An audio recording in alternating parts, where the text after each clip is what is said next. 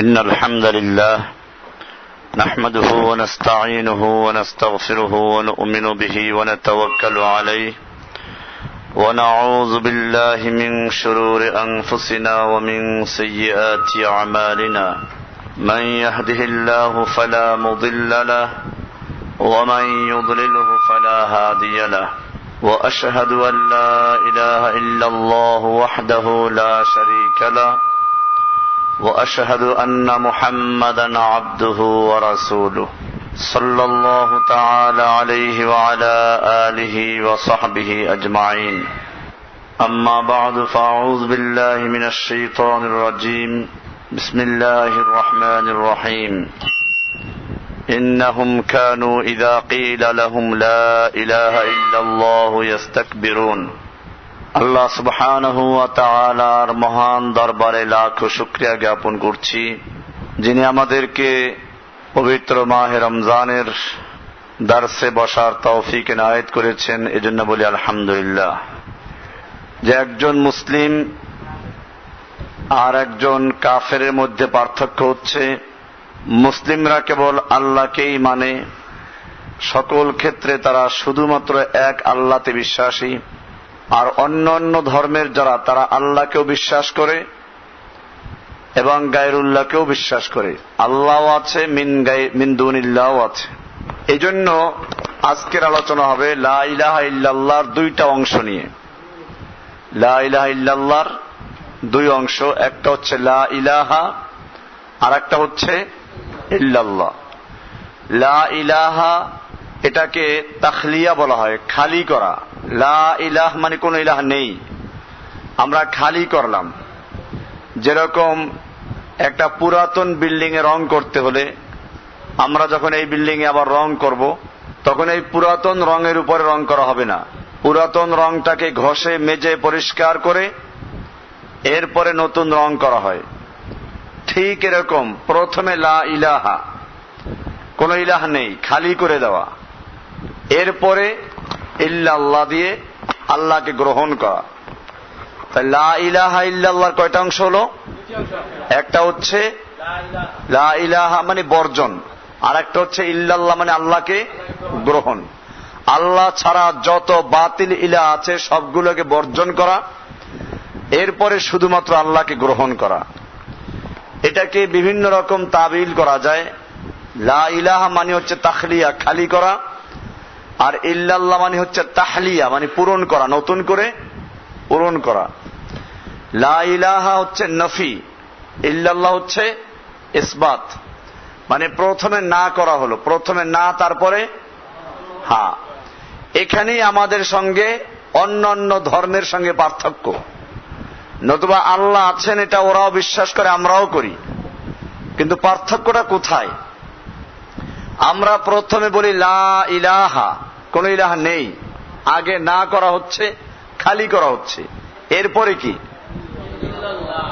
কাজে যদি প্রথমে লা ইলাহা বলে বাতিল মাবুদগুলোকে বর্জন করা না হয়, তাহলে আল্লাহকে মেনে কোনো লাভ নেই, সেটা ওরাও মানে।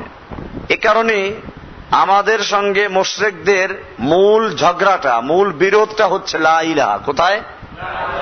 ইল্লাল্লাহ নিয়ে না।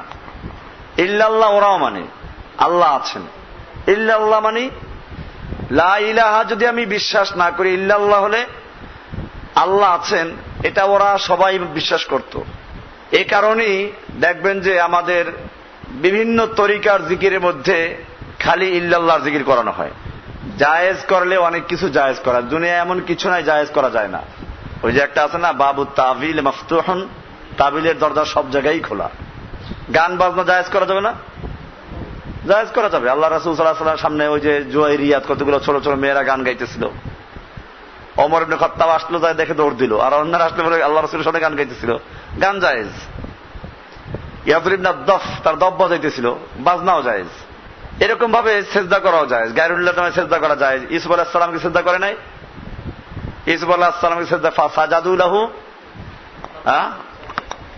খাররু লাহু সুজদা, সেজদা করেছে তারা। আদম আলাইহিস সালামকে সেজদা করলো ফেরেশতারা।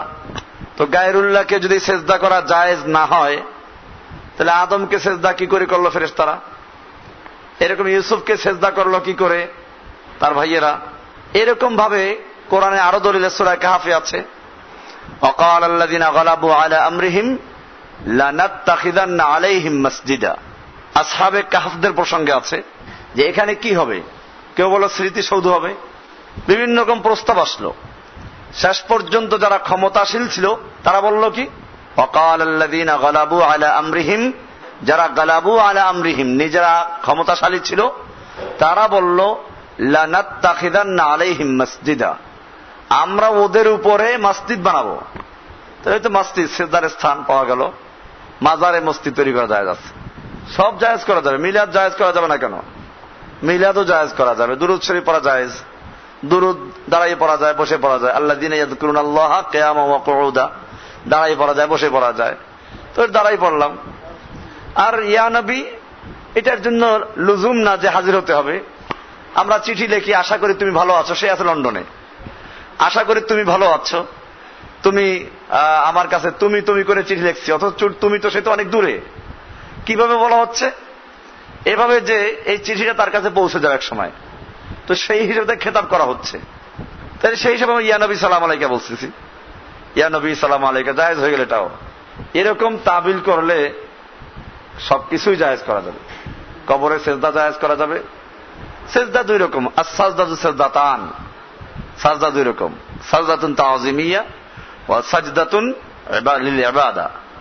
ইবাদতের সেজদা একটা, তাজিমের সেজদা একটা। তাজিমের সেজদা গায়রুল্লাহকে করা যাবে, দলিল ওইগুলো যা উল্লেখ করা হলো। এইভাবে সবগুলোই জায়েজ করা যাবে, অথচ এগুলোর পক্ষে ওলামায়ে কেরামদের কেউই নাই। ইল্লাল্লাহ জিকির জায়েজ কিনা এটা নিয়ে আমি আলোচনা করছি না, জায়েজ করা যাবে। বরং ওনারা যে তরিকায় জায়েজ করে তার চেয়ে অনেক দলিল বেশি আছে আমার কাছে জায়েজ করার জন্য। কিন্তু বিষয়টা হচ্ছে এই যে আমরা এরকম জায়েজ করব না তালাশ করব আল্লাহ নবী করেছেন কিনা, এরকম জিকির সাহাবায়ে কেরাম করেছেন কিনা সেটা দেখবো আমরা। এরকম জায়েজ করার সুযোগ নেই আমাদের। তাবিল করে সব জায়েজ করা যাবে। তাই একজনে বলছিল হুজুর মাকে বিয়ে করা জায়েজ করা যাবে, তাও করা যাবে, কেমনে ভুলে করছে। ওই যে হেদায়েতে মাসলা আছে না, যে রাতের অন্ধকারে কয়েকজন মেয়ে লোক এক জায়গায় আছে, পুরুষ আর এক জায়গায় আছে, তো ঠিক আছে স্বামী তার স্ত্রীকে ডাক দিয়েছে, আরেকজন মহিলা হাজির হয়ে গেছে। এখন যদি এই অবস্থা জেমা করে এতে জেনার হদ আসবে না। আল হুদুদ আল কিসাস তানদারি বিশুবহাত, শোভা পাওয়া গেছে এখানে। তো এরকম বিয়ের মধ্যে এরকম ঘটনা ঘটে যেতে পারে। এরকম তাবিল করলে বহুত তাবিল করা যাবে।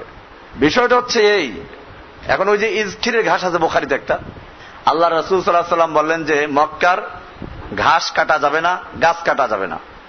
হারামের সীমানার মধ্যে যে ঘাস এবং গাছ এগুলো কাটা যাবে না। তো একজন সাহাবী বললেন ইল্লাল ইজখির, ইল্লাল লা ইউক্তাউ শাজারুহা ওয়ালা কালাউহা, এই ঘাস কাটা যাবে না, গাছ কাটা যাবে না।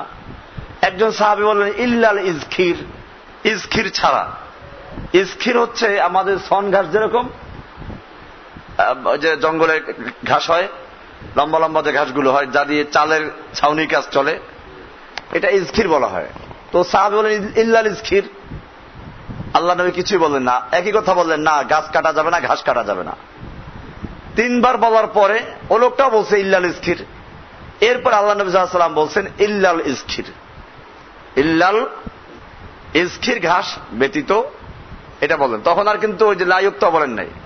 এখান থেকে জায়েজ করা যায় যে আগে যদি লা ইলাহা জিকির করে কতক্ষণ, শেষ পর্যন্ত খালি ইল্লাল্লাহ বলে, তো ওই যে আগে লা ইউক্তাও বললেন, আগে গাছ কাটা যাবে না, ঘাস কাটা যাবে না, এরপরে ইল্লাল ইজখির বলে ওর থেকে ইস্তেসনা করলেন কাকে?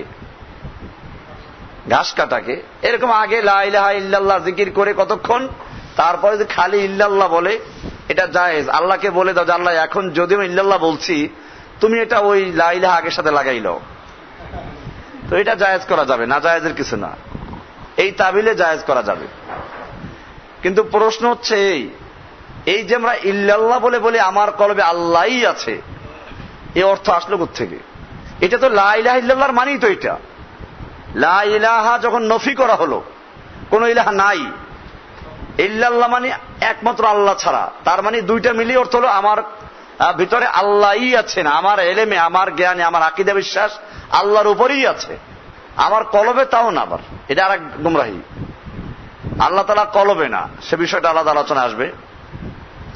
তো এখন যে বিষয়টা আসলো যে লা ইলাহা ইল্লাল্লাহর মানেই হচ্ছে আল্লাহই সবকিছু, আল্লাহ ছাড়া কোন ইলাহা নেই, আল্লাহই একমাত্র ইলাহ। এটা লা ইলাহা ইল্লাল্লাহর তরজমা। লা ইলাহা বাদ দিয়ে খালি ইল্লাল্লাহ বলে তরজমা আসলো কোত্থেকে? ইল্লাল্লাহ মানে আল্লাহ ছাড়া, আল্লাহ ছাড়া, আল্লাহ ছাড়া। তো কি হলো? তো বিষয়টা হচ্ছে লা ইলাহা হচ্ছে নফি, ইল্লাল্লাহ হলো ইসবাত। নফি আর ইসবাত মিলে তারপরে হসরের ফায়দা দেয়, যে কারণে একমাত্র আল্লাহই সমস্ত কিছুর মাবুদ, আল্লাহ ছাড়া কোন ইলাহা নেই, একমাত্র আল্লাহই হচ্ছেন মাবুদ। তো এখন যদি কোনো ব্যক্তি লা ইলাহাকে বাদ দেয়, তাহলে ওই যে কুফফারদের সঙ্গে মূল পার্থক্যটা এটা বাদ হয়ে যাবে, এটা থাকবে না। আর একটা জিকির আমাদের সমাজে আছে, ইল্লাল্লাহ লা ইলাহা, ইল্লাল্লাহ আগে তারপরে লা ইলাহা। এটা অনেক বড় বড় বুজুর্গদের তরিকায় পাওয়া যাবে, যদিও আল্লাহর রাসূলের তরিকায় নাই। রাসূল সাল্লাল্লাহু আলাইহি ওয়াসাল্লাম তরিকার মধ্যে এই জিকির কোথাও পাবেন না খুঁজে। কোরআনের কোনো দলিল নেই, হাদিসের কোনো দলিল নেই, শুধুমাত্র বিভিন্ন তরিকায় পাওয়া যাবে ইল্লাল্লাহ লা ইলাহা।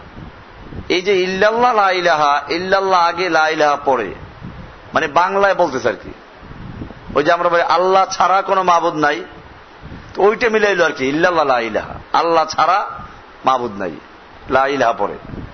এটা কি বাংলা ভাষা? এখন আপনারা হয়তো মনে মনে ভাবছেন যে এটা কেউ বলছে কিনা। তো যদি এরকম ভাবেন তাহলে আমি বাংলাদেশের সবচেয়ে বড় শীর্ষ পর্যায়ে এখন যার অবস্থান, তার কিতাব আছে আমার কাছে। কিতাবটার নাম বলে দিই ব্যক্তির নাম বলার আগে, ফুয়ুজাতে আহমদিয়া। এ বইতে পরিষ্কার লেখা আছে, আমার কাছে বাংলাটাও আছে উর্দুটাও আছে, দুইটা বইতেই লেখা আছে ইল্লাল্লাহ লা ইলাহার জিকির। ইল্লাল্লাহ লা ইলাহা এই জিকির আল্লাহ নবী করেছেন কিনা, বা সাহাবায়ে কেরামদের শিখিয়েছেন কিনা, কোরআনের কোথাও আছে কিনা, হাদিসের কোথাও আছে কিনা। তো বিষয়টা হচ্ছে আমরা এগুলো যাচাই করি না, যেহেতু এরা বিভিন্ন বুজুর্গদের, বড় বড় বুজুর্গদের তরিকা, অথচ মূল গন্ডগোলটা হচ্ছে লা ইলাহা নিয়ে।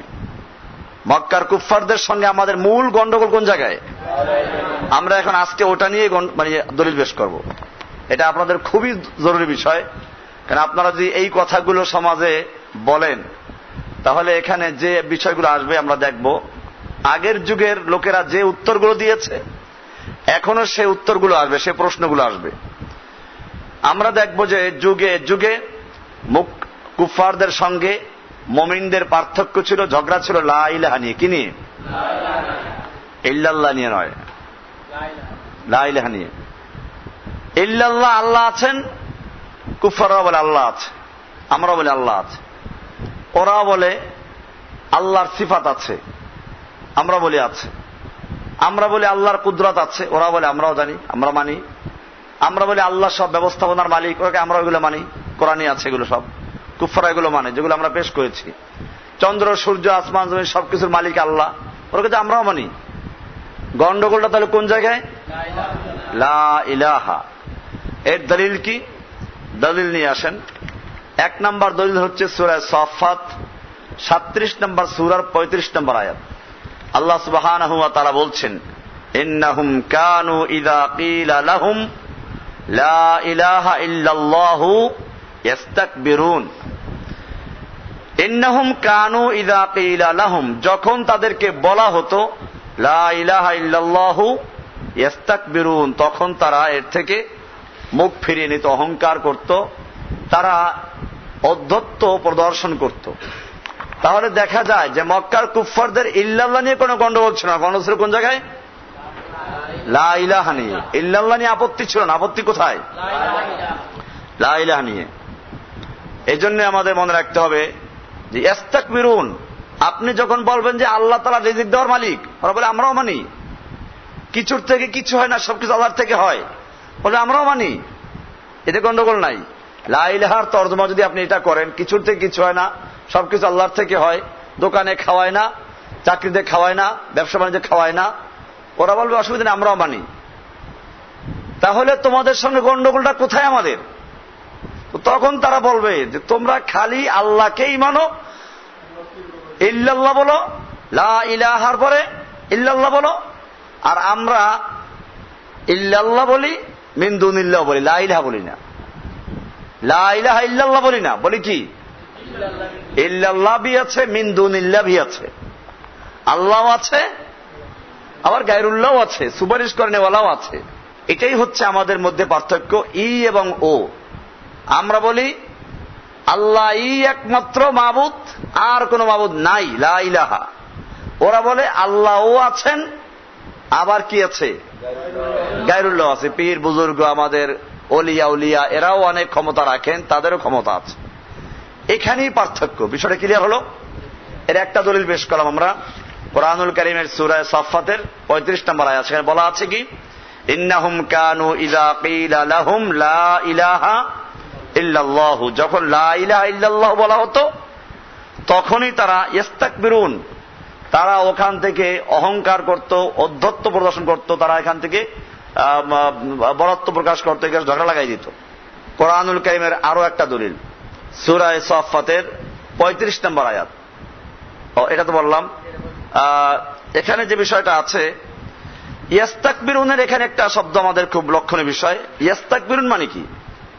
তারা ঔদ্ধত্য প্রদর্শন করত, বড়ত্ব দেখাতো, কিবির প্রকাশ করত। তার মানে তারা বলতো যে আমাদের মোকাবেলা করতে পারবে না, আমাদের এগুলো বললে আমাদের শক্তি আছে, আমাদের জনবল আছে, আমাদের গদ্দিন আসীন আছেন, আমাদের মাজার আছে, আমাদের পীর আছে, আমাদের এমপি আছে, মন্ত্রী আছে। লা ইলাহা ইল্লাল্লাহ, আপনি তো লা ইলাহা বলতে থাকবেন, তাদের ব্লাড প্রেশার বাড়তে থাকবে, তাদের শিরিকের প্রেশার বাড়তে থাকবে। এজন্য তারা বলতে লাগলো ওয়ায়াকুলুনা, তারা ওখানে বলল 36 নম্বর যেটা বলা আছে সূরা সাফফাতের, ওয়ায়াকুলুনা আইন্না লাতারিকু আলিহাতিনা লিশাইরিন মাজনুন, আমরা কি আমাদের আলেহাদেরকে বর্জন করব লিশাইরিন মাজনুন, এক পাগল কবির কথায়। এটাকে আমি এখানে একটা শিরোনাম দিয়েছি, এক শ্বাসে দুই গালি।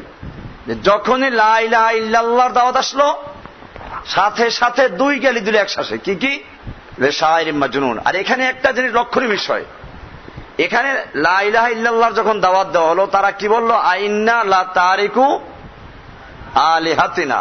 তাহলে তারা বুঝতে পেরেছিল, এখানে লা তারিকু আলিহাতিনা, আমরা আমাদের আলেহাদেরকে ছেড়ে দিব, ত্যাগ করব লিশাইরিন মাজনুন, এক পাগল কবির কথায়। তার মানে তারা বুঝতে পেরেছিল লা ইলাহার মানে কি করতে হবে? বাতিল মাবুদদেরকে ত্যাগ করতে হবে। এটা বুঝতে পারছে কিনা তারা? এরা কুফাররা পরিষ্কার বুঝতে পেরেছে লা ইলাহার মধ্যে কি আছে? বর্জন করা আছে। এটা যে তারা বুঝতে পেরেছে তার দলিল কি? সাফাতের 36 নম্বর আয়াত, 35 নম্বরে বলা হলো লা ইলাহা ইল্লাল্লাহ বলে ইয়াস্তাকবিরুন। সেই ইয়াস্তাকবিরুনের রূপরেখাটা কি সেটা বলা হচ্ছে। তারা বলতো ওয়ায়াকুলুনা ইন্না লাতারিকু, আমরা আমাদের আলেহাদেরকে তরক করব, বর্জন করব, ছেড়ে দিব, ত্যাগ করব লিশাইরিন মাজনুন, এক পাগল উম্মাদ কবির কথায়। তাহলে এখানে বোঝা যায় তারা বুঝতে পেরেছিল লা ইলাহার মধ্যে কি আছে? বর্জন করা আছে। বর্জন করা আছে বলেই তারা বলল লা তারিকু আলিহাতিনা। তারিকুনা ছিল এজাফত, কারণে নুন পড়ে গেছে। বুঝে আসলো? ওই যে হেদায়েতুন পড়ে আসছো, এলামান্না নুন আর তাসনিয়াতে মাকসুরাতুন আবাদা ওয়া নুন আল জামি মাফতুহাতুন আবাদা ওয়া কিলাহুমা তাসকুতানে ইনদাল ইদাফা। তো এটা হইছে এখানে আইন্না লা তারিকু আলিহাতিনা, আমরা কি আমাদের ইলাহাদেরকে আলেহাদেরকে বর্জন করব লিশাইরিন মাজনুন, একজন পাগল উম্মাদের কথায়, একজন কবির কথায়। তারা পাইল কোথায়? যে লা তারিকু যে বলল, পাইল কোথায়? লা ইলাহার মানে তারা বুঝতে পেরেছে যে এখানে কি আছে। সুতরাং যদি বর্জন করা না হয় তাহলে কি হবে? তাহলে মুসলিমদের সাথে আর কুফফারদের সাথে কোনো পার্থক্য থাকলো না। এজন্য দেখেন, এই যে তারা গালিগুলো দিল, আল্লাহ তাআলা প্রতিবাদ করেছেন। কোরআনুল কারীমের সূরা ইয়াসিনের 39 নম্বর আয়াতে বলা আছে ওমা আল্লামনাহু শি'রা ওমা ইয়ামবাগি লা, আমি তাকে কবিতা শিক্ষা দেই নাই এবং কবিতা তার জন্য শোভনীয় নয়। আবার অপরদিকে আল্লাহ রাসূলকে মাজনুন বলেছে, এটার জবাব দিয়েছেন আল্লাহ তাআলা কোরআনুল কারীমের সূরা নুনের ভিতরে, নুন আল কালামে, সূরা কলমের ভিতরে, ওখানে বলা আছে মা আনতা বিনিআমাতি রাব্বিকা বিমাজনুন, আপনি আপনার আর রবের নেয়ামতে অনুগ্রহে আপনি উম্মাদ নন, পাগল নন। আয়াত নাম্বার হচ্ছে 1 থেকে 2 নম্বর আয়াত, 68 নম্বর সূরা কলম এর 1-2 নম্বর আয়াত। 2 নম্বর দলিল, কুফফারদের আমরা দেখব, চেক করব যে তাদের সঙ্গে আমাদের গন্ডগোলটা কোন জায়গায়। এটা আমরা দেখি যারা সূরা সাদের 5 নম্বর আয়াত পেশ করা হয়েছিল, সেখানে বলা আছে ওয়াকাল আল কাফিরুনা হাদা সাহিরুন কাযযাব। ওয়াকাল আল কাফিরুন, কাফেররা বলল হাদা সাহিরুন কাযযাব, এ তো হচ্ছে জাদুকর এবং কাযযাব, মিথ্যাবাদী। এখানে একটা আমি শিরোনাম দিয়েছি গালির সংখ্যায় আরো সংযোজন। আগে ছিল 2টা, কি কি? শায়রুম মজনুন, আর এখন হলো কি? সাহিরুন কাযযাব। এরপরে তারা বলল আজআল আল আলিহাতা ইলাহা ওয়াহিদা ইন্না হাযা লাশাইউন উজাব, সে কি সমস্ত ইলাহদেরকে এক ইলাহে কেন্দ্রীভূত করে দিল? এটা বড় আশ্চর্য কথা, যেটা আমরা গতকাল বলেছিলাম।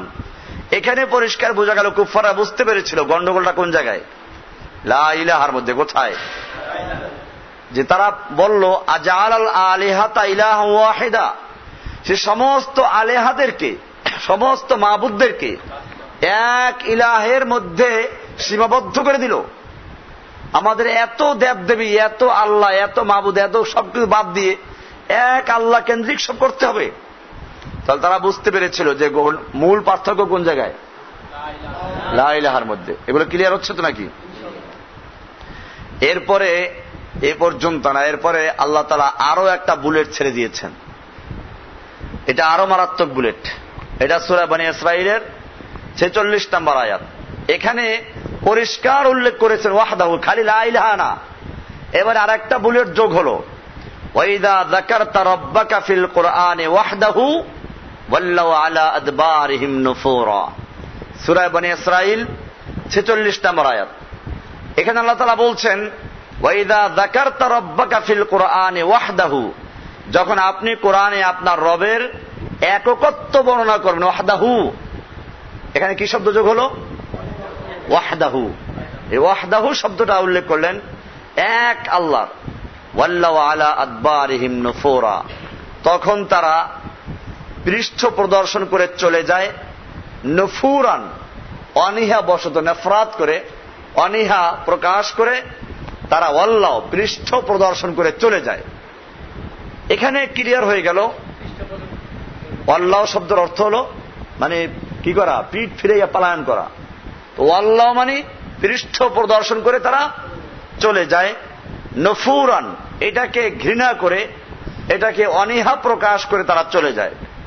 এখানে আমরা দেখলাম আল্লাহ তাআলা পরিষ্কার করে দিলেন যে কুফফাররা আল্লাহর জিকির করলে অসুবিধা মনে করে না, মনে করে কোন জায়গায়, ওয়াহদাহু। এখানে ওয়াহদাহু চলে আসলো, এক ইলাহের আনুগত্য, এক আল্লাহর কমান্ড মানতে যদি বাধ্য করা হয়, বলা হয়, তখন তারা কি করে? তাহলে খালি আল্লাহর জিকির করতে অসুবিধা নাই।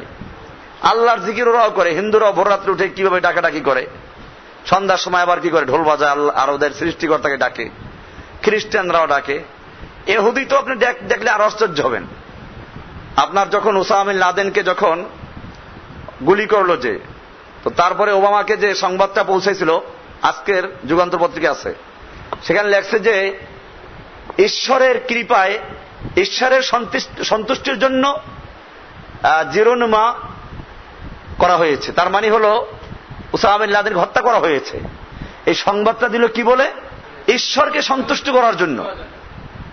তো তারা একদল ঈশ্বর মানে, 2 নম্বরে ঈশ্বরকে সন্তুষ্ট করছে, 3 নম্বরে জেহাদ করছে। এগুলো কি করছে? জেহাদ করছে। আপনারা আশ্চর্য হবেন, বুশ যখন ইরাকে সৈনিক পাঠায়, আফগানিস্তানে পাঠায়, তখন সে প্রথম ক্রুসেড ক্রুসেড ক্রুসেড 3 বার বলেছে। মানে এটা ধর্মযুদ্ধ, ধর্মযুদ্ধ, ধর্মযুদ্ধ। তোমরা ওখানে গেলে তাদের ভাষায় শহীদ হয়ে যাবে। তো তারা তো জেহাদ করার জন্য আসতেছে। তারা আল্লাহ বিশ্বাস করছে না।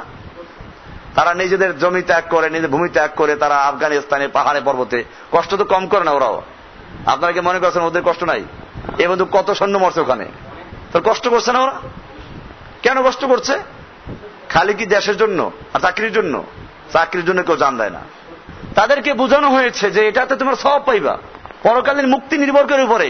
আমরা যেমন শাহাদাতের মর্যাদা বহন করি, ওরাও কি করে। এই জন্য আপনাদের সময় থাকলে ওদেরকে বলেন, ওই যে এখতিয়ার আছে বললো, এগুলো ভিডিও আছে প্রত্যেকটার। যখন এদেরকে পাঠানো হয় তখন এদের মাথায় বাইবেল রেখে গির্জায় তারপরে কি করা হয়, এদের পাঠানো হয়। এদের ধর্মযুদ্ধে পাঠায়, হ্যাঁ, বাইবেলে চুমু খায় তারা, মাথায় রাখে, শপথ করে আসে যে আমরা ধর্মযুদ্ধে যাচ্ছি এবং এখান থেকে আমরা পৃষ্ঠ প্রদর্শন করবো না, পালাবো না। ইসলামে যেমন জেহাদের ময়দান থেকে পালানো কি হারাম, আকবরুল কাবায়ের যে 7টা তার মধ্যে একটা আল ফেরার মিনাজ জাহফে, মানে যুদ্ধের ময়দান থেকে পলায়ন করা। এটা আমাদের যেমন গুনাহে কাবীরা আকবরুল কাবায়ের অন্তর্ভুক্ত, ওদের ধর্মও কি, সেজন্য তারা পালাবে না, এই শপথ করে আসছে। আপনারা তো মনে করেছেন যে বোধহয় এমনি, আমাদের দেশে এইটাই মনে করে ওরা এমনি যুদ্ধ করতে আসতেছে, এমনি যুদ্ধ করতে, চাকরির জন্য এরকম করতে আসে না কেউ। এটা ক্লিয়ার। তাহলে এটা গন্ডগোলটা কোন জায়গায় আমাদের মনে রাখতে হবে। এই জন্য বলা আছে যে ওয়াইদা যাকারতা রাব্বাকা ফিল কুরআনি ওয়াহদাহু ওয়াল্লাউ আলা আদবারিহিম নুফুরা। কোরআনুল কারীমে আরো একটা আয়াত আছে, সূরা জুমার 39 নম্বর সূরার 45 নম্বর আয়াতে, ওয়াইদা যুকিরাল্লাহু ওয়াহদাহু ওয়াইদা যুকিরাল্লাহু ওয়াহদাহু ইশমাআযাত কুলুবুল্লাযীনা লা ইউমিনুনা বিল আখিরাতি ওয়াইদা যুকিরাল্লাযীনা মিন দুনিহি ইযা হুম ইস্তাবশিরুন। আল্লাহ তাআলা বলছেন, ওয়াইদা যুকিরাল্লাহু ওয়াহদাহু, যখন আল্লাহ সুবহানাহু ওয়া তাআলার একত্বের আলোচনা করা হয়, এক আল্লাহর আলোচনা করা হয়, ইশমাআযাত কুলুবুল্লাযীনা লা ইউমিনুন, তখন যারা লা ইউমিনুন পরকালে আখিরাতে বিশ্বাস করে না, লা ইউমিনু বিল আখিরাতে, তাদের অন্তরটা সংকুচিত হয়ে যায়। ইশমাআযাত সংকুচিত হয়ে যায়, ছোট হয়ে যায়, সংকীর্ণ হয়ে যায়। কুলুবুল্লাযীনা লা ইউমিনুন, যারা পরকালে বিশ্বাস করে না, ঈমান রাখে না, ওদের অন্তরগুলো সংকুচিত হয়ে যায়।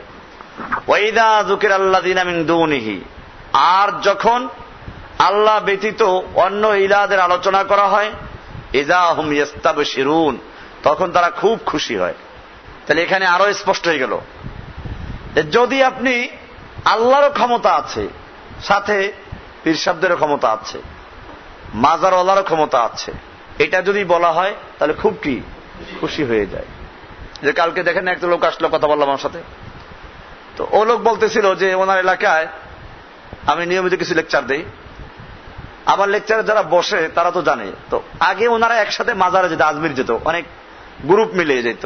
তো এই গত পরশুদিন একটা গ্রুপ যাচ্ছে, তো ওই গ্রুপের মধ্যে ওনার এক বন্ধু আছে, সে নিয়মিত আমার লেকচার শুনে, তো আগে জানায় নাই। যখন যাবে ওই সময় ফোন করে বলছে, দেখো দোস্ত আমি যাচ্ছি, তুমি ওকে বাধা দিও না। কালকে এখানে শোনাচ্ছিল, বাধা দিও না। এরপরে ওখান থেকে ফিরে আসার পরে কারোর সাথে সে মন্তব্য করেছে যে ওখানে গিয়ে আমি খুব আত্মতৃপ্তি পেয়েছি, মনের প্রশান্তি পেয়েছি, খাজা বাবাকে স্বপ্নে দেখেছি, এবং আমার জন্য এইবার কেমন ব্যবসা বাণিজ্য সব ভালো হচ্ছে। এটা তার মনের মধ্যে মানে শয়তানে খুব ভালো করে ধরেছে এইবার, কারণ তাওহীদের আলোচনা শুনতে শুনতে একটু যা ঠিক হয়েছিল, শয়তান যে তাকে নিতে পারলো, এই জন্য শয়তান খুব চেষ্টা করেছে। এখন তাকে যেখানে যা লাগে শয়তান সব সহযোগিতা করছে। এই যে বিষয়গুলো, এই কালকে যে দেখেন না লোকটা, এখানে সে এইগুলো শোনাচ্ছিল, সে ডাক্তার, তো এই বিষয়গুলো শোনাচ্ছিল যে ওদের এই অবস্থা, কি করব। ওনার উপরে ঝড়ঝাপটা আছে অনেক, উনি যে এলাকার লোক, সে এলাকায় মাশাআল্লাহ বেশ প্রভাবশালী লোক, কিন্তু এই তাওহীদের দাওয়াত দিতে গিয়ে প্রথমে ক্ষিপ্ত হলো যারা আগে ওনার থেকে মিলাদের পয়সাটা সবাইতো, আগে মিলাদ পড়াইতো, মাজার যাইতো, তো তারা প্রথমে দেখলো যে এখন মিলাদের দাওয়াতটাও দেয় না, কি হলো।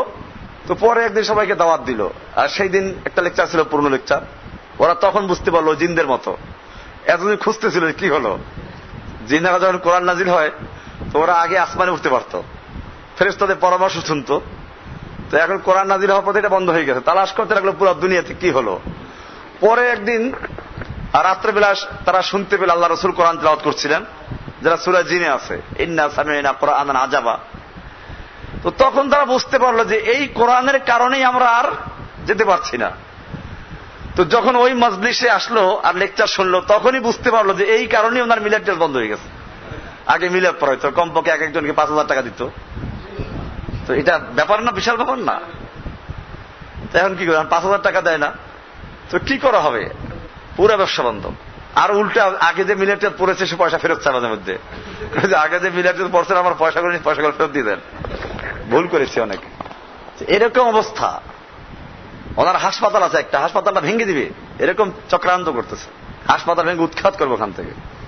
তো যাই হোক, আল্লাহ হেফাজত করবো ইনশাআল্লাহ। এগুলো তো বলা হচ্ছিল, আল্লাহ তাআলা এখানে বলছেন যখন এক আল্লাহর আলোচনা করা হয় তখন তাদের অন্তরগুলো সংকুচিত হয়ে যায়, মনটা খারাপ লাগে, বিরক্তি বোধ করে। আর যখন ওয়াইদা যুকিরাল্লাযীনা মিন দুনিহি, আর যখন আল্লাহ ছাড়াও অন্যদেরকেও জিকির করা হয়, আল্লাহও জিকির করে, আল্লাহ আছেন, আবার বুজুর্গদের ক্ষমতা আছে, পীরদের ক্ষমতা আছে, এগুলো উল্লেখ করা হয়, ইযা হুম ইস্তাবশিরুন, তখন তারা খুব খুশি হয়ে যায়। এখানে আল্লাহ তাআলা ওদের চিত্রটা খুব সুন্দর করে ধরেছেন, আজব ভাবে ধরেছেন। ওদের মনটা খারাপ হয়ে যায়, ক্ষোভে ফেটে পড়ে যায় এরকম ভাবে। আর যখন আল্লাহর আলোচনার সঙ্গে ওদের পীর বুজুর্গ আলোচনা করা হয় তখন তারা কি করে, আমি এখানে নিয়ে আসছি, তাওহীদের কথা বললে পাথর বৃষ্টি বর্ষণ হবে, গালিগালাজের তুফান বয়ে যাবে, ভৎসনা ও তিরস্কারের বাজার গরম হয়ে যাবে, শোরগোল শুরু হয়ে যাবে। আর যে আল্লাহর সাথে ঘোড়া শাহ, গাদা শাহ, ইঁদুর শাহ, বাদর শাহ, লেচু শাহ, গোলাপ শাহ ইত্যাদি যোগ করা হয়, তাহলে আনন্দ ধ্বনিতে আকাশ বাতাস মুখরিত হয়ে যাবে, বাহবা পাওয়া যাবে, হাদিয়া তো পকেট ভরে যাবে, হালুয়া মিষ্টি স্তূপ লেগে যাবে, খাদেম খোদ্দামের লাইন লেগে যাবে, আরো বড় বড় ইমারত নির্মাণ করা যাবে যদি কি করা হয়, আল্লাহর সাথে এইগুলো যোগ করে দেওয়া হয়। আর এটা না করলে পরে তার আরো ক্ষতি হবে। কোরআনের আরো একটা আয়াত আছে সম্পর্কে, সূরায়ে আল মুমিনুন 40 নম্বর সূরার 12 নম্বর আয়াত। আল্লাহ তাআলা এখানে বলছেন, যালিকুম বিআন্নাহু ইযা দুইয়াল্লাহু ওয়াহদাহু কাফারতুম ওয়া ইন ইউশরাক বিহি তুমিনু ফাল হুকমু লিল্লাহিল আলিয়্যিল কাবীর। যালিকুম বিআন্নাহু ইযা দুইয়াল্লাহু ওয়াহদাহু, যখন শুধু এক আল্লাহকে ডাকা হতো, কাফারতুম, তখন তোমরা অস্বীকার করতে, ওয়া ইন ইউশরাক বিহি, আর যদি আল্লাহর সঙ্গে শিরিক করা হতো, তো মেনু, তাহলে তোমরা ঈমান আনতে। এটাও আল্লাহ তাআলা ওদের চরিত্রকে তুলে ধরলেন যে আল্লাহর সঙ্গে অন্যকে ডাকা যদি হয়, হাজত রাওয়া, মুশকিল কুশা আছে না এগুলো, এরকম বান্দা নওয়াজ, গরিব নওয়াজ, খাজা নওয়াজ, এগুলো কি? গরিব নওয়াজ ইসমে ফাইল তারকিবি, গরিব আর নওয়াজ দুটো মিলে হলো গরিব কো নওয়াজনে ওয়ালা। যে গরিবকে দায়, দাতা, দাতা, পাকিস্তান ইন্ডিয়াতে আল্লাহ রাসূল সাল্লাল্লাহু আলাইহি ওয়াসাল্লাম করে বলে দাতা। ঈদে মিলাদের সময় ওরা কি করে, গান গায়, রাস্তা রাস্তায় মিছিল করে, দাতা কি আমদ মারহাবা। শুনুন এই গানগুলো, এগুলো গান আছে, বেদাতীদের সুন্দর সুন্দর গান আছে, শুনলে মনে করো তোমার শুনতে ভালো লাগবে। এত আশ্চর্যজনক গান, কি গান, পুরা হিন্দুরা পর্যন্ত দাঁড়াই যাও গান শোনার জন্য। এটা আছে বোধহয় এখানে, এদের কাছে আছে, যে ফারহান কাদেরীদের কি কি আছে না পুরো দুনিয়ার, এগুলোর কি আছে। ওর বাপকে তো সৌদি আরব যাওয়া বন্ধ করেছে, ধরে শায়েস্তা করছিল, পুলিশ পিটিয়ে পিটিয়ে করছে। এই গানগুলো নিয়ে সৌদি আরব পর্যন্ত ঢুকেছিল। তো যাই হোক, তো বলা হচ্ছিল, এখানে বলা আছে যেটা, তা হচ্ছে এই যে বান্দা নওয়াজ, গরিব নওয়াজ, খাজা নওয়াজ, জুলফে দারাজ, গেসু দারাজ, এগুলো কি? বুজুর্গদের স্তর। বুজুর্গদের মধ্যে বিভিন্ন স্তর আছে। জুলফে দারাজ হচ্ছে এক স্টাইলের চুল, গেসু দারাজ হলো দুই পাশে জটলা পড়লে গেসু দারাজ হয়, আর যদি পুরা মাথায় জটলা পরে নিচের দিকে যায় তো ওটা হলো কি হবে, এটা জুলফে দারাজ। এরকম ভাবে খাজা নওয়াজ, বান্দা নওয়াজ, গরিব নওয়াজ, এগুলো সবই এক একটা। আজমিরি হলো গরিব নওয়াজ, খাজা গরিব নওয়াজ, উনি গরিব নওয়াজ। আর হায়দ্রাবাদ যেটা টিপু সুলতান এলাকা, ওখানে একটা বিশাল মাজার আছে, আমাদের দেশে মানুষ বোধহয় খবর পায় না ওখানে, ওটা হলো গুলবার্গা দরবার শরীফ, ওটা হলো বান্দা নওয়াজ। ওটা আরো বড়, বান্দা নওয়াজ মানে যে এটা তো হলো গরিব নওয়াজ, খালি গরিবকে দেয়, আর উনি হলেন কি বান্দা নওয়াজ, সমস্ত আমভাবে বান্দাদের সবাইকে নামাজ করে। তো এই যে গুলবার্গা শরীফ, আজমির শরীফ, বাগদাদ শরীফ, এই শরীফ শব্দটা লজ্জা পাচ্ছে এতে, শরীফের শরাফত নষ্ট হয়ে গেছে কি কারণে, সব জায়গায় শরীফ। হ্যাঁ, ওরস শরীফ, ওরস মানে কি? ওরস মানে নতুন বধূ, নতুন দুলহান। ওরা বলতে চায় যে পীর যেদিন মারা যায় সেদিন আল্লাহর সঙ্গে মিশে যায়। যেমন দুলহা আর দুলহান কি হয়, বাসর রাতে মিলন ঘটে, এরকম বুজুর্গরা মারা গেলে পরে ওই রাত্রে আল্লাহর সাথে মিলন হয়ে যায়। এই জন্য ওটার নাম হচ্ছে ওরস। ওরস মুবারক, বরকত ভাই ওরস। হ্যাঁ, যেটা বলা হচ্ছিল এই যে মহাপবিত্র, এগুলো কি মহাপবিত্র হলে কুদ্দুসের তর্জমা। কার তর্জমা? কুদ্দুস কার নাম? মহাপবিত্র ওরস শরীফ। তার মানে এটা ওরা সাথে মিলাচ্ছে। কুদ্দুস যেহেতু আল্লাহ মহাপবিত্র, তো মহাপবিত্র আল্লাহর সঙ্গে যে কি হয়, মিলন হয়, সেটা কি হবে? মহা ওরস, মহাপবিত্র ওরস। এটা রহস্য আছে। প্রত্যেকটা শব্দ যারা তৈরি করে এটা এমনি তৈরি করে তা না, এটার মধ্যে ওদের রহস্য নিহিত আছে। এগুলো আমাদের কাছে কিতাব আছে, আমার ওই সব পীরদের আটরশির বই যতগুলো আছে এই স্তূপ করা আছে। এরকম মাইজ ভান্ডারের বই আছে, এরকম এমনি আরবির বই আছে, মনসুর হাল্লাজের বই আছে। এগুলোতে এই বিষয়গুলো ক্লিয়ার করেছে ওরা। আর আমাদের দেশে যারা একেবারে ওদের মধ্যে সুফিবাদের গোড়া যারা আছে, এরা ভালো করে জানে এগুলো।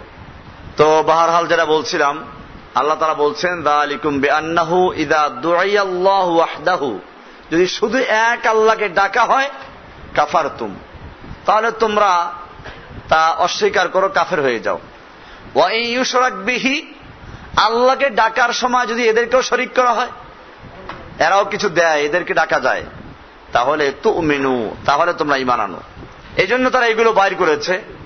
হাজত রাওয়া, মুশকিল কুশা, কাশফ খোলা, হাজের নাজের, আলেমুল গাইব, এই যে বিশ্বাসগুলো আছে এগুলোর ভিত্তি এখানে। এবারে আমরা আসব কোরআনুল কারীমের এই বিষয়গুলো যখন আমরা জানতে পারলাম, আমরা এখন দেখব নবীরা যখন তাওহীদের দাওয়াত দিয়েছিলেন তখন তার উম্মতরা কি কি উত্তর দিয়েছিল। আল্লাহ তাআলা কোরআনুল কারীমের সূরা ইব্রাহিমের 9 নম্বর আয়াত, 14 নম্বর সূরা 9 নম্বর আয়াতে বলছেন, আলাম ইয়াতিকুম নাবাউল্লাযীনা মিন ক্বাবলিকুম কওমে নূহিন ওয়া আদিন ওয়া সামূদ ওয়াল্লাযীনা মিন বা'দিহিম লা ইয়ালামুহুম ইল্লাল্লাহ জাআতুহুম রুসুলুহুম বিল বায়্যিনাত। আল্লাহ তাআলা বলছেন, তোমাদের কাছে কি তোমাদের পূর্ববর্তী কওমে নূহ, আদ এবং সামুদ এবং তাদের পরবর্তীদের খবর পৌঁছেনি? তাদের বিষয়ে আল্লাহ ছাড়া আর কেউ জানে না। তাদের কাছে তাদের পয়গম্বরগণ প্রমাণাদি নিয়ে আগমন করেন, তারপরে নবীদেরকে তারা উত্তর দিল কি? কোরআনুল কারীম সূরা ইব্রাহিমের 10 নম্বরে বলা হয়েছে, ইন আনতুম ইল্লা বাশারুম মিসলুনা, তোমরাও তো আমাদের মতো মানুষ। তুরিদুনা আন তাসুদ্দুনা আম্মা কানা ইয়াবুদু আবাউনা, তোমরা চাও আমাদের পূর্বপুরুষগণ যা করেছে এর থেকে বারণ করতে চাও। এটা প্রথম বিষয়, যে পূর্বপুরুষরা যা করেছে, বাপ দাদার যুগ থেকে করে আসছি, এটা তোমরা আমাদেরকে ছাড়াতে চাও। নবীরা কিন্তু এখানে কোনো বুজুর্গের নাম নেন নাই। দেখা যায় যে এরা মানুষকে খেপাচ্ছে। কি বলে? নূহ আলাইহিস সালামের কওম, নূহ আলাইহিস সালাম যখন তাওহীদের দাওয়াত দিলেন, তিনি এখানে বললেন, ইয়া কওমি ইবুদুল্লাহ মা লাকুম মিন ইলাহিন গায়রুহু, যেটা আমরা আগে বলেছিলাম। সঙ্গে সঙ্গে এই লোকগুলো প্রতিবাদ করে কি বলল? ওয়াকালু লা তাযারুন্না আলিহাতাকুম ওয়ালা তাযারুন্না ওয়াদ্দান ওয়ালা সুআ ওয়ালা ইয়াগুসা ওয়া ইয়াউক ওয়া নাসরা। তারা বলতে লাগলো, খবরদার, তোমরা তোমাদের আলেহাদেরকে বর্জন করবে না, তোমরা বর্জন করবে না, ত্যাগ করবে না ওয়াদ, সুয়া, ইয়াগুস, ইয়াউক, নাসরকে। এটা কি হলো? এটা হচ্ছে এই তাওহীদের দাওয়াত যখন দেওয়া হয় তখন তারা পূর্বপুরুষদের এবং কিছু বুজুর্গদের নাম উল্লেখ করে। তাহলে কি এরা ভুল করেছে? আব্দুল কাদের জিলানী ভুল করেছেন, মঈনুদ্দিন চিশতি ভুল করেছেন, শাহজালাল ভুল করেছেন, থানভী সাহেব ভুল করেছেন। এরকম আমাদের কাছেও যাদের গুরুত্ব আছে এদের নাম নিয়ে দলিল পেশ করো, তখন তুমি কি বলবা? হয়তো চুপ থাকতে হবে, আর নইলে সত্য কথা বলতে হবে। এই জন্য এখানে আল্লাহ তাআলা বলছেন, এই ওয়াদ, সুয়া, ইয়াউক, ইয়াগুস, নাসর এগুলো ছিল নূহ আলাইহিস সালামের পরবর্তী কিছু বড় বড় আল্লাহওয়ালা লোক। তাফসীর ইবনে কাসির দেখবেন, কানু কওমান সালিহিন ফি কওমি নূহ মিন বাদি নূহিন। নূহ আলাইহিস সালামের মৃত্যুর পরে এরা ছিল ওই নূহ আলাইহিস সালামের শিষ্যদের মধ্যে অনেক বড় বড় আলেম। এরা যখন মৃত্যু হয়ে গেল তখন শয়তান আসলো এদের কাছে, এত বড় বড় বুজুর্গেরা সব মরে গেল, তোমাদের উপর আল্লাহর গজব আসবে, কাজে তোমরা তওবা করো। কে নসিহত করছে? শয়তান ওয়াজ করছে, তোমরা ঠিক হয়ে যাও, তওবা করো। আর হ্যাঁ, ওনারা যে কথাগুলো বলতেন ওই সময় তো মানো নাই, এখন একটা কাজ করো, ওনাদের কিছু মূর্তি তৈরি করো, ওনারা যেখানে বসে দার্স দিতেন, তোমাদেরকে বাণী শুনাইতেন, ওই জায়গায় বসাও, এরপর ওনাদের কথাগুলো প্রচার করো, আর মনে মনে এই ধারণা করো যে ওনার মুখ থেকে বের হচ্ছে, তাহলে তাসির বেশি হবে। তাহলে কি হবে? তাসির বেশি হবে। এই লোক পীরদের বক্তব্য। এইভাবে মূর্তি তৈরি করা হলো। এই লোকেরা মূর্তি কিন্তু পূজা করে নাই, এরা শুধু মূর্তি তৈরি করে ওখানে মূর্তির সামনে বসে ওনাদের সেই বক্তব্যগুলো প্রচার করত। এরপরে আস্তে আস্তে নতুন প্রজন্ম, তারপরে আরেক প্রজন্ম, এইভাবে আস্তে আস্তে মূর্তি পূজা তৈরি হয়, শুরু হয়। তাহলে মূর্তি পূজা একদিনে আসে নাই। এই যে ওয়াদ, সুয়া, ইয়াউক, ইয়াগুস, নাসার, এইগুলোর বিরুদ্ধে কিন্তু নূহ আলাইহিস সালাম বলেন নাই। তো এগুলো কেন বলা হলো? বলা হচ্ছে এইগুলো দিয়ে জনগণকে খেপানো। জনগণকে, আপনিও যখন তাওহীদের দাওয়াত দিবেন তখন জনগণকে খেপানোর জন্য কিছু কথা বলা হবে। তাহলে এই বুজুর্গরা কম বুঝেছেন, এরা কি ইসলাম বুঝে নাই, এই বিষয়গুলো চলে আসবে। ওই যে কুষ্টিয়া যে আছে না আব্দুল্লাহ জাহাঙ্গীর, গতকালকে বোধহয় একটা লেকচার দিছে যে দেশের সরকারের আইন মানা ফরজ। আমাকে কয়েক জায়গাতে ফোন দিল আজকে যে এটা কি হবে, এরা কি বুঝে না? আমি বললাম হ্যাঁ, এরা একটা আয়াত দিয়ে দলিল পেশ করেছে, আতিউল্লাহ ওয়া আতিউর রাসূল ওয়া উলিল আমরি মিনকুম, এই আয়াত দিয়ে। কিন্তু এরা চিন্তা করে নাই আতিউল্লাহ, এখানে আতিউ শব্দ আছে, আতিউর রাসূলের শুরুতে আতিউ শব্দটা আছে, কিন্তু ওয়া উলুল আমরি মিনকুমের জায়গায় কি নাই? আতিউ নাই। কারণ উলিল আমরের আনুগত্য করা যাবে ততক্ষণ পর্যন্ত যতক্ষণ পর্যন্ত তারা আতিউল্লাহ ওয়া আতিউর রাসূলের আনুগত্য করবে। আল্লাহ এবং আল্লাহর রাসূলের আনুগত্য করবে যতক্ষণ পর্যন্ত, অতক্ষণ পর্যন্ত সেই উলুল আমর শাসকদের হুকুম মানা যাবে। আর যদি তারা আল্লাহ এবং আল্লাহর রাসূলের আনুগত্যের মধ্যে না থাকে, তাহলে এরা উলুল আমর না, এরা উলুল খামর। এরা কি? উলুল খামর। এরা মদের হেফাজতকারী, মূর্তির হেফাজতকারী। উলুল খামর, খামর মানে কি? তো মদের হেফাজতকারী। আর এদের সূত্রটা কোত্থেকে? এরা সৌদি আরবে পড়াশোনা করেছে। সৌদি আরবের ওটা বিশ্বাস যে ও দেশের বাদশাহ হল খলিফাতুল মুসলিমিন, তো তার কাছে বায়াত দিতে হয়, বায়াত দেয়। একটা বায়াত দেয় খাস হলরুমে বিশাল আকারের শান শওকাতে, আর একটা বায়াত হয় আম বায়াত। এই যে আমাদের যেমন যমুনা ব্রিজের ওখানে অনেক খোলা মাঠ আছে, এরকম রিয়াদে ওভার ব্রিজ আছে, ওর নিচে বিশাল খোলা মাঠ আছে, এখানে আম বায়াত হয়েছে। আব্দুল্লাহ যে বসলো সেদিন বায়াত, আমি যখন সৌদি আরবে ছিলাম, তো বিশাল আকারের বায়াত হচ্ছে। এই যে বায়াত গুলো নেওয়া হচ্ছে, এগুলো কি? এগুলো উলুল খামরদের বায়াত। উলুল খামর এরা আমেরিকান সৈনিকদেরকে কি করে, এদেরকে সবচেয়ে বড় বন্ধু। এরা জেদ্দা আছে, দাম্মাম আছে, রিয়াদে আছে, সব জায়গায় আছে এরা, এবং এদেরকে গুরুত্ব দেওয়া অনেক বেশি। কোরআনের আয়াতে কি বলে? ওমাইয়া তাওয়াল্লাহুম মিনকুম ফাইন্নাহু মিনহুম, তোমাদের মধ্যে যে কেউ ওদের সঙ্গে বন্ধুত্ব করবে, অভিভাবক বানাবে, ওদেরকে মুরব্বী বানাবে, ফাইন্নাহু মিনহুম, সে ওদেরই একজন, সে ওদেরই একজন। এই আয়াত অনুযায়ী সৌদি আরবের প্রশাসনে যারা আছে কমপক্ষে তারা কি?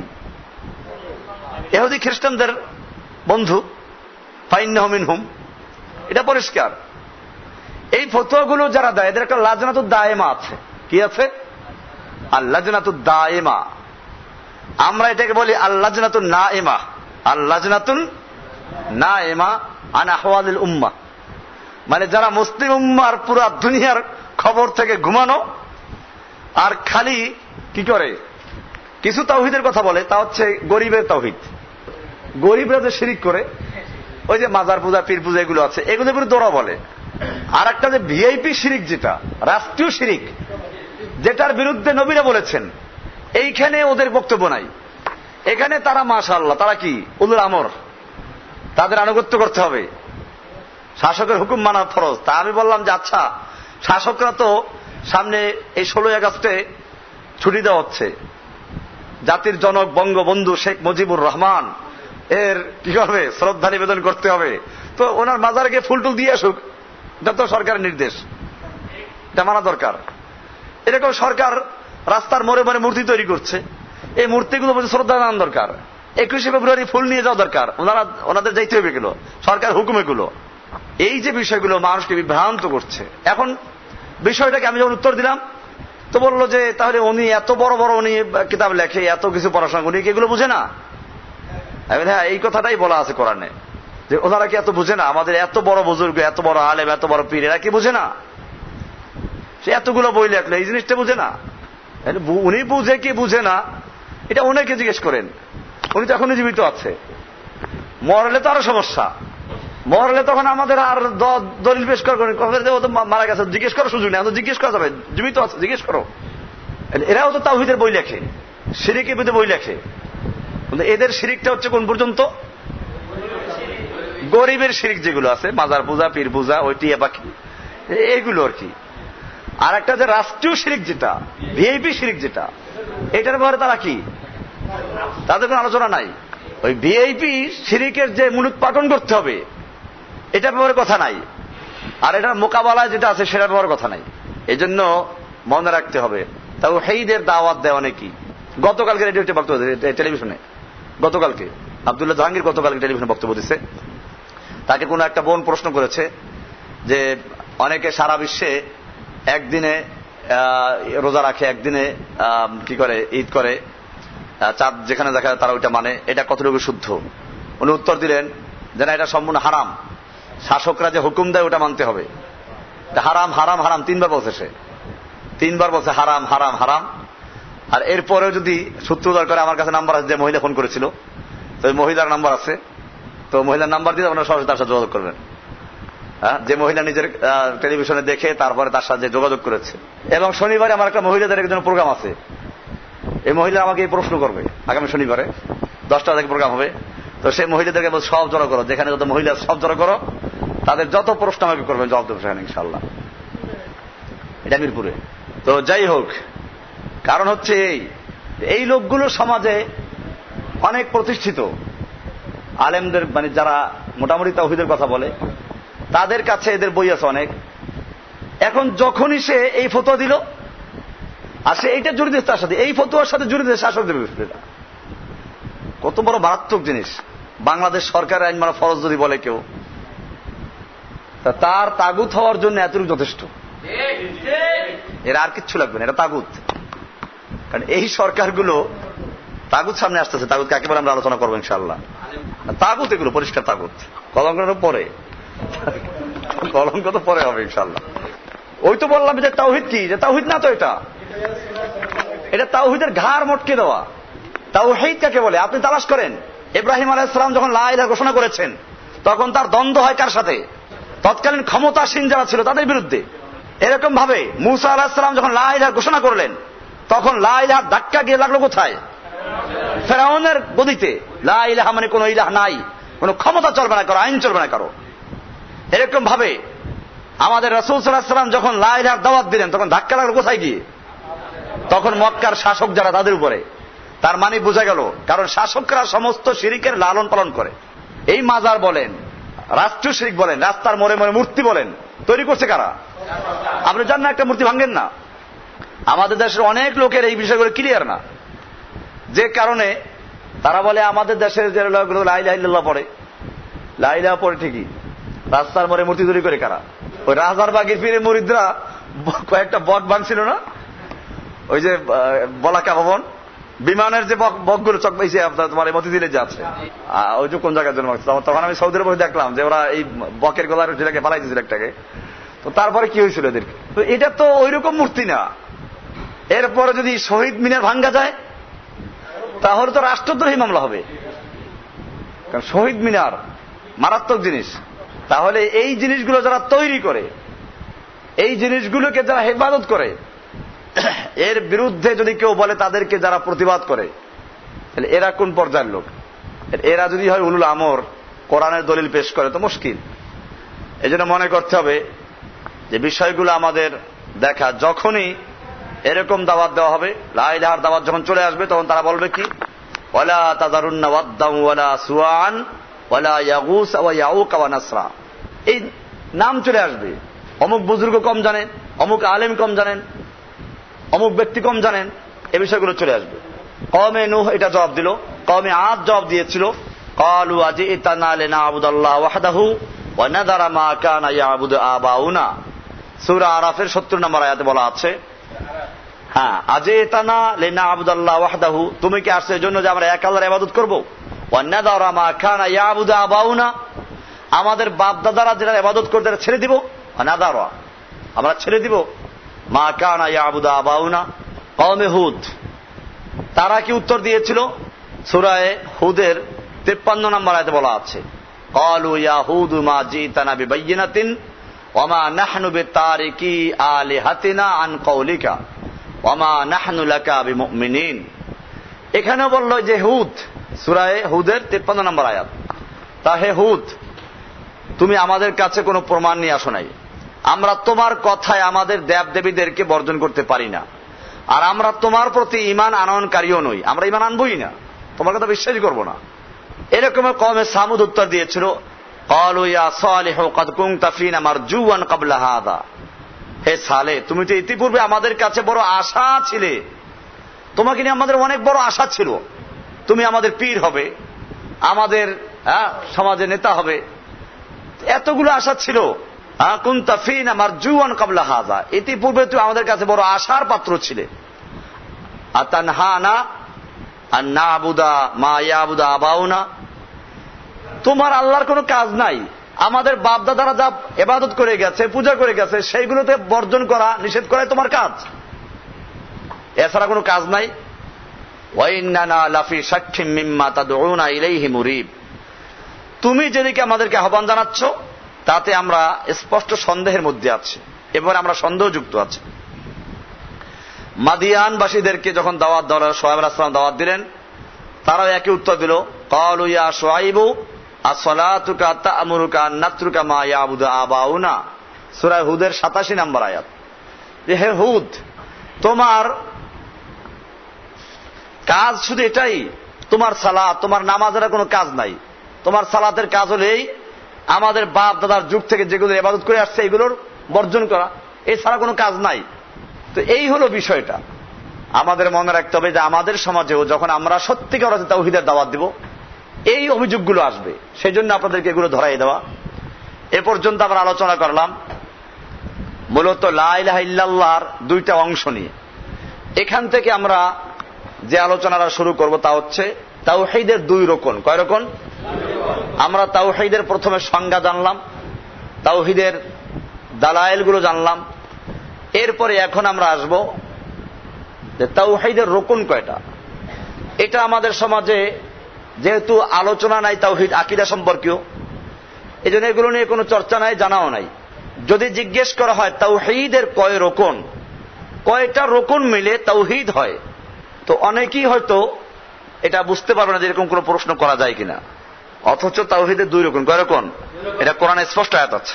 কোরআনুল কারীমের সূরা বাকারা এর 256 নম্বর আয়াত, আয়াতুল কুরসির পরের একটা। এখানে আল্লাহ তাআলা বলছেন, ফামাই ইয়াকফুর বিত-তাগুত ওয়া ইউমিন বিল্লাহি। ফামাই ইয়াকফুর, এখানে রাতে জজম, তার মানে শর্তের জন্য আসলো। মান এখানে শর্তের জন্য। মান ইয়াকফুর বিত-তাগুত, যে তাগুতকে কুফর করে, প্রত্যাখ্যান করে, বর্জন করে। ওয়া ইউমিন বিল্লাহি, এরপরে আল্লাহর উপরে ঈমান আনে। কয়টা জিনিস হলো? এই দুইটা যে পূরণ করবে শর্ত, ফাকাদ ইসতামসাকা, ফাকাদ নিশ্চয়ই, কদ লিতাহকিক, ইসতামসাকা সে শক্তভাবে ধরলো। মাসাকা মানে এমনি ধরা, আর ইসতামসাকা মানে শক্তভাবে ধরেছে। ফাকাদ ইসতামসাকা বিল উরওয়াতিল ওয়াসকা। উরওয়া মানে হচ্ছে এই যে পাখাগুলো ঘোরে, এই যে ঘোরে যে করাটার সাথে বাঁকা করা, ওটার নাম কি? উরওয়া। উরওয়া মানে ধরার জন্য যেটা বাঁকা করা হয় তার নাম কি? চায়ের কাপের যে বাঁকা অংশ ওটার নাম কি? উরওয়া। জগের যেটা বাঁকা অংশটার নাম কি? এরকম ফ্যান ঝুলাবার জন্য রড বাঁকা করে দেয়, ওটার নাম কি? তো ওইটা যদি মজবুত না হয়, কেউ ওটা ধরে ঝুলতে চায়, তা ঝুলতে পারবে? ছিঁড়ে পড়ে যাবে। আবার ওইটা মজবুত ঠিক আছে, ধরলো হালকা ভাবে, তাহলে কি টিকতে পারবে? এখন কোরআনটা মিলান। আল্লাহ তাআলা কি বলছেন? ফামাই ইয়াকফুর বিত্তাগুত, যে ব্যক্তি তাগুতকে প্রত্যাখ্যান করলো, কুফর করলো, ওয়ায়ুমিন বিল্লাহি, ওয়ায়ুমিন এখানেও জজম, এবং আল্লাহর প্রতি ঈমান আনলো, শর্ত, এই দুইটা কাজ যে করলো, ফাকাদ ইস্তামসাকা, সে ব্যক্তি শক্তভাবে ধরলো, বিল উরওয়াতিল উসকা, মজবুত হাতল, মজবুত কড়া, মজবুত হাতল, কড়া যেটার সাথে কড়া নাড়া যেটা ধরা হয়, শক্ত মজবুত হাতল ধরলো, লাং ফিসামা লাহা, যা কখনো ছিঁড়ে যাবার নয়। এটা কখনো ছিঁড়ে যাবে না, কারণ এমনি হাতলটা মজবুত আর ধরছ কি শক্ত করে, এখন আর কি হবে না। আর শক্তভাবে ধরতে হলে কয় হাত লাগে? ইস্তামসাকা, দুই হাত দিয়ে শক্ত করে ধরা। সে দুইটা জিনিস হলো ফামাই ইয়াকফুর বিত্তাগুত ওয়া ইউমিন বিল্লাহ। কয়টা হলো? এই দুইটা শর্ত, এই দুইটা রোকন, এই দুটো যদি করে তাহলে ইস্তামসাকা বিল উরওয়াতিল উসকা, আর নইলে তার রশি ছিঁড়ে যাবে। বিষয়টা ক্লিয়ার হলো? তাওহীদের রোকন কয়টা? কি কি? কুফর বিত্তাগুত, কুফর বিত্তাগুত আর ঈমান বিল্লাহ। কয়টা হলো? দলিল কি? সূরা বাকারার 256 নম্বর আয়াত, 256 নম্বর আয়াত একটা দেওয়া হলো, এটা ক্লিয়ার। আরেকটা আয়াত সূরা নাহলের 36 নম্বর আয়াত, সূরা নাহল 36 নম্বর আয়াত, সেখানে বলা আছে ওয়ালাকাদ বাআসনা ফি কুল্লি উম্মাতির রাসূলা আন ইবুদুল্লাহা ওয়াজতানিবুত তাগুত, ওয়ালাকাদ বাআসনা ফি কুল্লি উম্মাতির রাসূলা, নিশ্চয়ই আমি পাঠিয়েছি প্রত্যেক উম্মার কাছে রাসূল। কি আদেশ দিয়ে? আনে ইবুদুল্লাহা ওয়াজতানিবু আত-তাগুত, আনে ইবুদুল্লাহ, আন এই কথা যে, ও ইবুদুল্লাহা এক আল্লাহর ইবাদত করবে, ওয়াজতানিবুত তাগুত এবং তাগুতকে ইজতিনাব বলা হয় মূলত নিরাপদ দূরে থাকা। ওই যে ট্রাকের পিছনে লেখা থাকে 200 গজ দূরে থাকুন, 100 গজ দূরে থাকুন, এরকম দূরত্ব বজায় রাখা, তাগুতের থেকে নিরাপদ দূরত্বে থাকা, খালি বর্জন করা না, তাগুতের থেকে নিরাপদ দূরে থাকা। এত ভাবে এখানে পরিষ্কার হয়ে গেছে যে প্রত্যেকটা জাতির কাছে যে রাসূল পাঠানো হয়েছিল, প্রত্যেকটা রাসূলের আদেশ ছিল কি? এই দুইটা জিনিস ক্লিয়ার করা, তাগুতকে বর্জন করা, এক ইলাহের ইবাদত করা। কয়টা জিনিস? তাহলে আমরা তাওহীদের দুই রকম পেয়ে গেলাম। কাজে একজন পাকা মুমিন মানি তাগুতের পাকা কাফের। তাগুতের কি? পাক্কা কাফের। কাজে মুমিনরাও এক হিসাবে কি? পাক্কা কাফের। কিসের কাফের? তাগুতের কাফের। মানে কাফের মানে অস্বীকার করা, ত্যাগ করা, বর্জন করা। তাহলে মুমিন হইতে হলে কি করতে হবে? কুফর বিত তাগুত করতে হবে। তাহলে একজন পাকা মুমিন মানেই কি? তাগুতের পাকা কাফের। তাগুতকে যদি অস্বীকার না করা হয়, ত্যাগ না করা হয়, বর্জন না করা হয়, তাহলে তার ঈমান হবে? হ্যাঁ, পাকা মুমিন হতে হলে কি করতে হবে? তাগুতের পাকা কাফের হতে হবে। এটা ক্লিয়ার থাকতে হবে আমাদেরকে। আমরা এই পর্যন্ত আলোচনা করলাম তাওহীদের দুই রোকন নিয়ে। এখন তাগুত কারা এটা আমরা একটু পরে আসব, কারণ এর আগে তাওহীদের মূল যে দুই প্রকার বলা রোকন গুলো গেল, এরপরে তাওহীদের আকসাম আসবে। তাওহীদ কত প্রকার? অবশ্য তাওহীদের কোনো প্রকার নাই, আসলে তাওহীদ তাওহীদই। তাওহীদের যদি প্রকার করা তা তাওহীদ থাকে না। বুঝাবার জন্য বলা হয়, ভাগ করে দেওয়া হয়, যে এভাবে বুঝানো হয় যে আল্লাহর যে ওয়াহদানিয়ত, এটাকে খালি আল্লাহ এক আছেন বললেই চলবে না। এটাকে বুঝাবার জন্য ওলামায়ে কেরামরা, আসলাফরা এটা করেছেন যে তাওহীদকে বুঝাবার সুবিধার জন্য। এটা খুব ক্লিয়ার থাকবেন যে তাওহীদের আসলে কোনো ভাগ নাই। যে তাওহীদ মানে হচ্ছে এক, যেমন লা ইলাহার অর্থ আমি সব নিয়ে আসছে এখানে। লা ইলাহা ইল্লাল্লাহ মানে হচ্ছে আল্লাহ ছাড়া কোনো ইলাহা নেই, কোনো মাবুদ নেই, কোন আইন বিধান দেওয়ার মালিক নেই, কোন সৃষ্টিকর্তা নেই, কোন রব নেই, কোন আল্লাহর বিধানের মধ্যে পরিবর্তন করার ক্ষমতা কারো নেই। এই সবগুলো লা ইলাহার মধ্যে সবগুলোই আছে। কাজী উলুহিয়ত থেকে লা ইলাহার মধ্যে সবই এসে গেছে। তারপরে বুঝাবার জন্য তিনটা ভাগ করা হয়। কয় ভাগ করা হয় এটা মনে রাখতে হবে। আমার ভাগ করার আগে এটা মনে রাখতে হবে, খুব জরুরি, যে আসলে তাওহীদের কোনো কি নাই। এখন যে ভাগ বোঝানো হচ্ছে না কিসের জন্য? বুঝাবার জন্য। কিসের জন্য? তাওহীদ তিন প্রকারে বলা হচ্ছে, আল উলুহিয়া, আর রুবুবিয়্যাহ, আল আসমা ওয়াস সিফাত। তাওহীদ ফিল রুবুবিয়্যাহ, তাওহীদ ফিল উলুহিয়্যাহ বা তাওহীদুল ইবাদত বলা এটাকে, আর তাওহীদ ফিল আসমা ওয়াস সিফাত। কয় প্রকার হলো? 3 প্রকার। তাওহীদ ফির রুবুবিয়্যাত, রবের বেলায় আল্লাহ যে রব, এক্ষেত্রে আল্লাহর একত্ব বজায় রাখা। আল্লাহকে রব মানলাম, সাথে সাথে আরো কিছু রব মানলাম আল্লাহর সাথে, তাওহীদ ঠিক থাকলো না। তাহলে আমরা তাওহীদটাকে 3 ভাগে ভাগ করব। তাওহীদ ফিল উলুহিয়্যাত, তাওহীদ ফির রুবুবিয়্যাত, আর তাওহীদ ফিল আসমা ওয়াস সিফাত। এটা আলোচনা ইনশাআল্লাহ সামনে আলোচনা করব, যেহেতু সময় খুব কাছে একেবারে।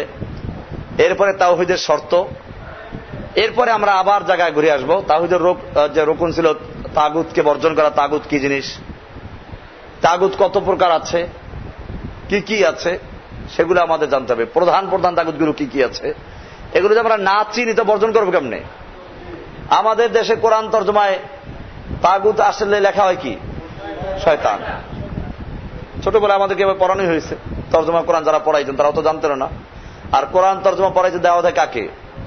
যারা ভালো ভালো আলেম তাদেরকে দেওয়া হয় কি মান থেকে কিতাব পড়াইতে। কি আছে? শরে তাহজিব, এরকম কি আছে, সুল্লাম, সুল্লুম না সুল্লাম শব্দ, সুল্লাম মানে সিঁড়ি। তার ব্যাপারে কি আছে? বাইজাবি না, বাইজাবি ঠিক আছে, বাইজাবি তো তাফসিরি কিতাবই। তো এরকম যারা বড় আলেম তাদেরকে দেওয়া হয় কি পড়াবো যেন? মুখতাসারুল মাআনি বুঝলো, তালখিসুল মিফতাহ, কাফিয়া আসলো, সরেজামি। সরেজামি আমি পড়াইছি অনেকদিন। আমার একটা দুর্ভাগ্য না, সবাইকে বলতে পারি না, ফারেক হওয়ার পর থেকে যতদিন সরেজামি পড়াইছি, মাহমুদিয়া তো পড়াইছি, রাহমানি তো পড়াইছি। আর রাহমানি তো আমি যে বছর শেষ করলাম, সরেজামি বোধহয় শেষ। ওই যে কাফিয়া সরেজামি একসাথে করছে না এখন, ওটা আমার বছরই শেষ। মানে সরেজামি আলাদাভাবে পড়ানো তো আমি যে বছর ওই বছরই, এরপরে বোধহয় আর আলাদা থাকে না। এবার কাফিয়া সব এক হয়ে গেছে, আর এখন তো আছে দুইটা একসাথে করে আছে। তো যাই হোক, এই যে সরেজামি, মুখতাসারুল মাআনি, তালখিসুল মিফতাহ, তারপরে কি শরে তাহজিব, এগুলো পড়ানো হয়। আর কোরআন তর্জমা পড়াইতে কাকে? এখন কারি সাহেবকে। কাকে? কারি সাহেবকে ডাকো। আমাদের তর্জমা কোরআন পড়তে লালবাগে, আমাদের লালবাগ পড়তাম সরে বেকার বছর। তর্জমা কোরআন পড়াইতেন মাওলানা আব্দুল মজিদ ফিরোজী সাহেব। রেডিও টেলিভিশনে তর্জমা করতো, বিভিন্ন প্রোগ্রাম করতো। আগে রমজানে খুব প্রোগ্রাম করতো, এখন বোধহয় মারা গেছে মনে হয়। তো যদি কঠিন কোন শব্দ আসতো, জিনিসটা এটা তো আপনি যে তর্জমা করলেন, এটার সিগা কি, এটার বস কি, এটা বাপ কি, এটা মাদ্দা কি, জসিম সাহেব আমি যদি এতগুলো জানতাম তাহলে আমাকে কি কোরআন তর্জমা পরামর্শ দেওয়া হতো? এগুলো আপনি বলবেন। তো এরকম ভাবে এই লোকটা খুব মাজা মাজা কথা বলতো আর কি। তো সত্য কথাটাই বললো সে, আমি যদি এত কিছু জানতাম তাহলে আমাকে কোরআন তর্জমা পরামর্শ দেওয়া হতো না, তাহলে তো আমি বুখারী পড়াইতাম, আর নইলে মুখতাসার পড়াইতাম। তো যাই হোক, এখন ওই বেচারা তাগুত পড়াই যায় শয়তান। আমাদের দেখতে হবে, আমি কোরআন আয়াত দিয়ে আসবো ইনশাআল্লাহ ওগুলোর উপরে। ওখানে আছে আলাম তারা ইলাল্লাযীনা ইয়াজউমুনা আন্নাহুম আমানু বিল্লাহি বিমা উনজিলা ইলাইকা ওয়া উনজিলা মিন ক্বাবলিক ইউরিদুনা আন ইয়াতাহাকামু ইলাত তাগুত ওয়া ক্বাদ উমিরু আন ইয়াকফুরু বি। ওখানে আছে ইয়াতাহাকামুনা ইলাত তাগুত, তারা তাগুতের কাছে বিচার নিয়ে যেতে চায়। তাহলে এখানে তাগুত মানে কি? না শয়তান। শয়তানের একটা ইজলাস আছে, দলে দলে লোকেরা সেখানে বিচার নিয়ে যায়। ইয়াতাহাকামুনা ইলাত তাগুত, তাগুতের কাছে বিচার নিয়ে যায়। শয়তানের একটা ইজলাস আছে নাকি? সেই ইজলাসে সবাই দলে দলে বিচার নিয়ে যায়। তাহলে এখানে তাগুত মানে কি? এখানে এমন তাগুত যে তাগুতের কাছে বিচার নিয়ে যায় মানুষেরা। সেই তাগুত কারা? সেই তাগুত মানুষ যারা আল্লাহর বিধান বাদ দিয়ে মানুষের তৈরি করা বিধান দিয়ে কি করে বিচার করে, এই তাগুত এখানে। তো এই জন্য তাগুত গুলো সম্পর্কে আমাদের জানা প্রয়োজন আছে। আমরা ইনশাআল্লাহ তাওহীদের বিষয়গুলো আলোচনা করব। এরপরে তাগুতের আলোচনা আসবে, তাওহীদের শর্তগুলো আসবে। তো আজকে এ পর্যন্তই। আপনারা যেগুলো আলোচনা করা হলো, আজকে আলোচনা ছিল মূলত মানে আমাদের সঙ্গে কুফফারদের পার্থক্য যারা কোন জায়গায়, এটা কোরআনের আয়াত থেকে। এগুলো খুব গুরুত্বপূর্ণ আয়াত। এই আয়াতগুলো খুবই গুরুত্বপূর্ণ। যে আমাদের যে আমরা দাবি করি যে তাওহীদ নিয়েই মূলত গন্ডগোলটা, লা ইলাহা নিয়ে মূলত গন্ডগোলটা। এটার দলিলগুলো কি? সেগুলো কোরআনের এই আয়াতগুলোতে স্পষ্ট করা আছে। একেবারে কোন জায়গায় বলা আছে ওয়াহদাহু, যদি আপনি ওয়াহদাহু করেন তাহলে ওরা খেপে যায়, ওদের চেহারা মলিন হয়ে যায়। তো এই জন্য বিষয়গুলো আমাদের খুবই জরুরি। এরপরে আমরা আসবো বাকি আলোচনাগুলোতে। আল্লাহ সুবহানাহু ওয়া তাআলা আমাদের সকলকে বিষয়গুলোকে বুঝার এবং আমল করার তৌফিক দান করুন। সাল্লাল্লাহু তাআলা আলা নবিয়িনা মুহাম্মদ ওয়া আলা আলিহি ওয়া সাহবিহি আজমাইন। সুবহানাল্লাহি বিহামদিহি সুবহানাকাল্লাহুম্মা বিহামদিকা আশহাদু আল্লা ইলাহা ইল্লা আনতা আস্তাগফিরুকা ওয়া আতুবু ইলাইক। আসসালামু আলাইকুম ওয়া রাহমাতুল্লাহি ওয়া বারাকাতুহু।